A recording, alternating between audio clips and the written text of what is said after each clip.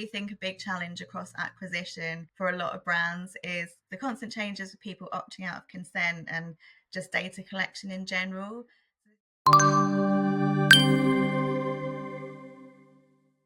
Hi, I'm Michelle Barros from the AA. I'm the Senior Paid Social and Display Manager there, and we worked with esbconnect on a paid social trial. Hi, Michelle. Lovely having you here today.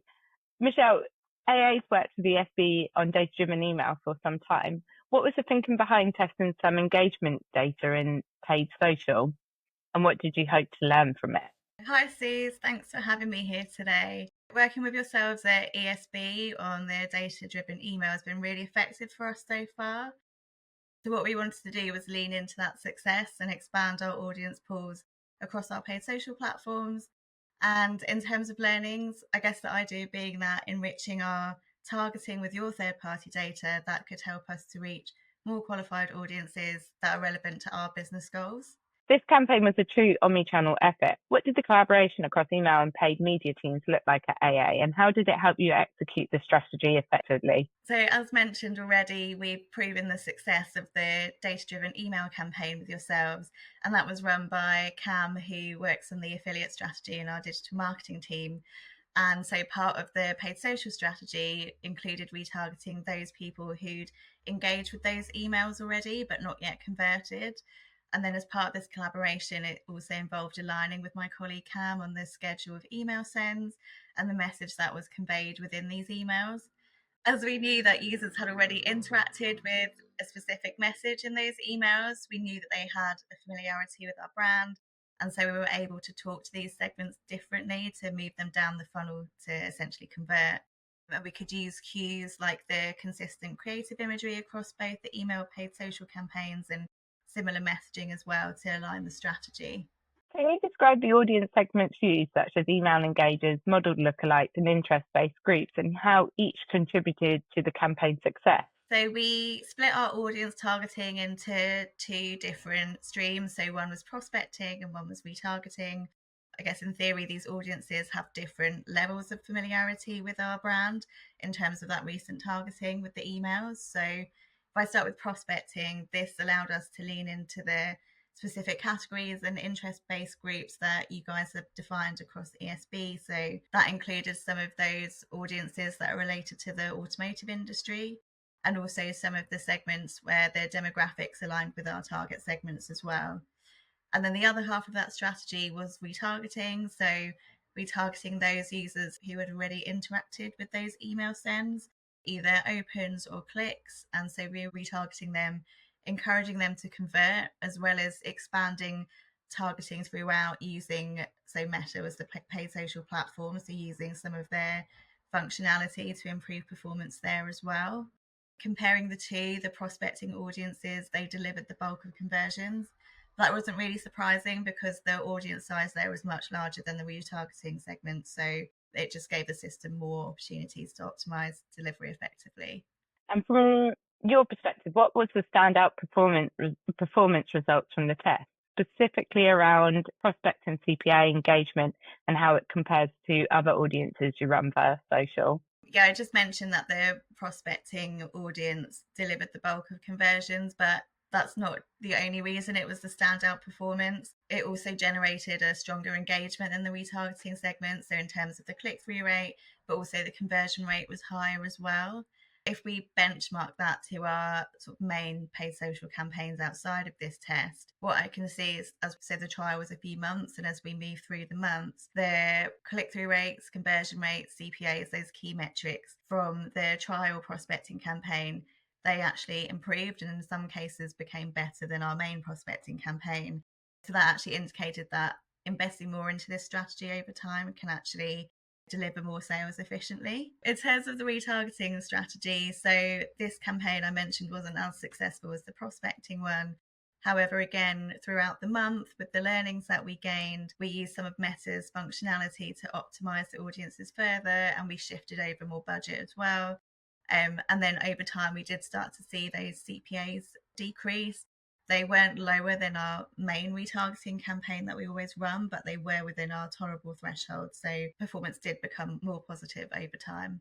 And that's really interesting that the prospecting was the stellar performance. I guess from that, what did it prove about the value of email engagement data, not only from your retargeting, but also from purchase intent we see on other brands that we work with, and how you use it in channels like paid social or programmatic? So I think this trial definitely proved that there is value in using the email engagement data to supplement our current paid media activities. As over time, I mentioned the platform is able to gather those learnings, we're able to make more optimizations, and we saw those key efficiency metrics improve over time. I'd also say a takeaway for me is that the volumes of the audiences are key for those optimizations. So, especially where I mentioned that prospecting, we had really large volumes, and that helped optimization a lot quicker than, say, with the retargeting campaign. And I think the initial results show that there is room to scale up efficiently across both prospecting and retargeting campaigns over time. On the prospecting audience, I guess one of the values in it was those segments are no longer available on platforms like Meta, so it gave you access to audiences that you no longer could reach at scale. I think that's definitely the case. And with the interest based groups that you guys have defined already, we knew that they were exactly aligned with our target audience, that we're those people that we're going after, and we could be more specific with our messaging there as well. Would you say this has shifted your thinking on how first party and third party data can work together to drive acquisition? Do you think it will influence your strategy going forward? Yeah, definitely. I do think this trial was a positive indication of how first and third party data can work together, particularly as we're in that time where data is impacted by GDPR with cookie consent. So, being able to reach more qualified audiences is really valuable to growing our paid channels. And following the test, I'd say that utilizing third party data is definitely an opportunity we'd consider exploring further to complement our current paid media approach. You obviously work for a really well known British brand. What's the biggest challenge you think brands are facing over the next 12 months? Do you think a big challenge across acquisition for a lot of brands is the constant changes of people opting out of consent and just data collection in general?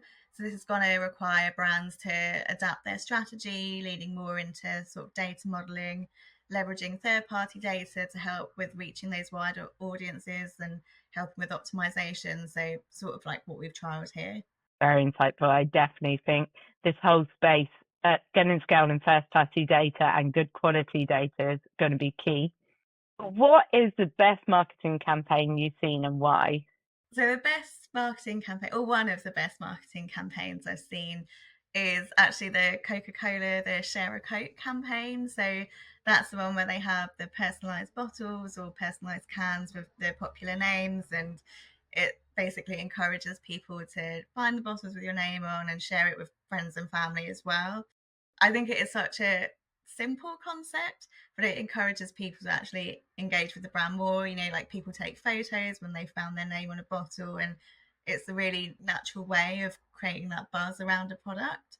I also like that when you go to different countries, they adapt the list of names they have. So I was in Porto a few weeks ago, and they had more Portuguese sounding type names there. And also more recently, I've noticed that rather than just doing names only, they do more like a group setting where it says my squad, or maybe for a couple it says my base. They are sort of moving with the times as well. Oh, I tell you what I love about that campaign too is how you can see names have changed over the years. So names that you see on a bottle that you're like, oh, that must be a common name, whereas like back 10 years ago, that name would never be around. Yeah, and yet I never find my name anymore. So maybe it's not popular now. You're a Gary or Keith where it's gone extinct. Yeah. Don't worry, I've never found my name on a bottle. It's either Suzanne or Susan. There's never been a Susanna. I'm the one and only, clearly. Next question. What is the one brand you always have in your inbox? I don't know why I feel a bit embarrassed about this. I always have Face NK in my inbox, so they're sort of a skincare. They're a skincare sort of cosmetic brand. So I mean, I'm really interested in skincare in general, and but I do think they offer elements of personalization, which I find really engaging. I actually have an example at the weekend. I was in one of their physical stores, not online, and because it's my birthday month, and if you're signed up to them, you receive a free gift bag. and it contains not just one but a few different samples of products, like decent size products as well. And I just feel like it's a really nice touch. They're giving something back. You know, when it's your birthday month, sometimes brands just do like a blanket 10% discount. This is actually, it feels a bit more special. So yeah, Space NK is the one that's always there. Oh, their loyalty program is so good. But I'm slightly upset that I didn't know they did that about their birthday. And now I'm thinking, do I go and change my birthday? Last question from me. What's the one unexpected thing you'd like to see as a trend in the next 12 months and why? This might not necessarily be unexpected, but potentially a resurgence of incorporating more storytelling, but into paid ads. So a lot of the time, I think that happens with brand activity, but doesn't necessarily always flow through the funnel down to paid. Paid ads usually focus really heavily on bottom of funnel, on that conversion strategy. But I think there might be that, or hopefully be that resurgence of creating more of a narrative across the funnel, essentially getting more sort of meaningful interactions with users and helping foster that emotional connection. Especially, like, you know, if you think about socials at the moment, it's crowded with so much in a feed. So hopefully getting that emotional connection across the board will just help brands in general. So I'm hoping that's what does come out again in the next 12 months.